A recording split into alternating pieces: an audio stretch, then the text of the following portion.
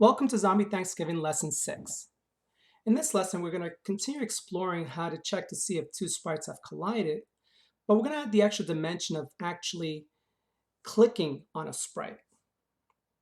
In doing that, we're also going to explore another variable that's available to us through a sprite class, which is the speed variable. So let's get to it. So here's our game so far. We got two sprites moving around. And you can see here, it's been playing in the background. The turkey takes damage every time it collides with the zombie, and it also repositions. So our job now is to kind of protect the turkey by shooting the zombie. So that's what we're going to work on in this video. So anytime you find yourself saying, eating, hitting, punching, shooting, that's some type of collision. So we're going to simply copy the same code that we did for the turkey, and we're going to duplicate it for the zombie. Except for the fact that this time it's not about the zombie colliding with the turkey, it's the zombie colliding with the mouse. And this is a bad thing for the zombie. So let's go ahead and replace all our variables. So the zombie's going to decrease its health. It's going to reposition somewhere else. Again, if you're getting shot at, you're not going to stay in the same spot. You're going to move somewhere else. And let's go ahead and also display the zombie's health. And I know from experience this is going to have to go down a little bit more. Okay. So look, it's essentially the same code base. Again, it's all about checking two sprites colliding with each other.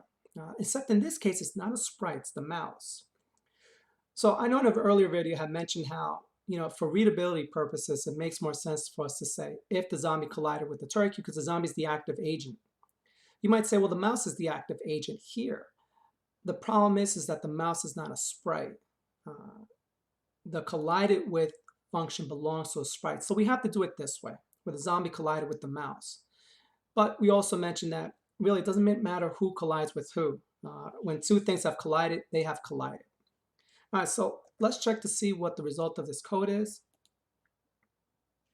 Oops, let's refresh again. Oops, I put that. Okay, so I don't know why that's happening. Okay, there we go. So you can see here it's 100, and every time I put my mouse over the zombie, it's moving to a random location and its health is decreasing. The thing though is that I'm not clicking. I'm actually just moving the cursor over it. We want to force the player to actually have to click as they move their crosshairs over the zombie. So that's an easy addition. So we're going to go here.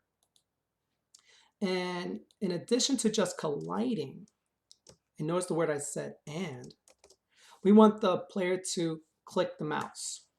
So a mouse has a left click property. So we're going to use that one. So we're going to say mouse dot left click.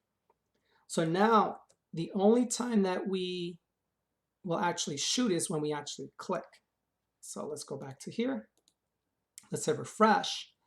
And notice I'm going to hover over the zombie with my crosshairs. Nothing's happening to the zombie. It's not until I actually click, and now I'm clicking, that the zombie is actually moving around. What you will notice though, that it's a little easy to kind of kill the zombie now. We could definitely click on it a lot quicker than it can capture the turkey. So the other dimension of the game is that, well, if you're getting shot, not only are you going to move, you're probably going to try to move a little faster. So sprites also have a speed variable. And what we're going to do is we're going to increase the zombie speed by 1. Let's see what that feels like.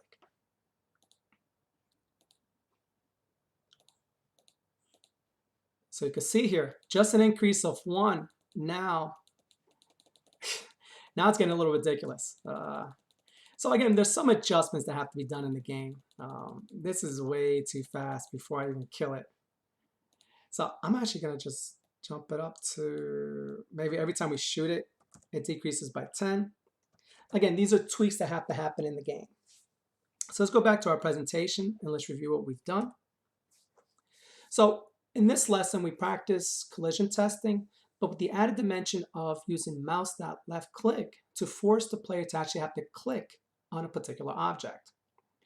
When the player clicks on the zombie is going to reposition, its health is going to decrease, but it's also going to increase its speed.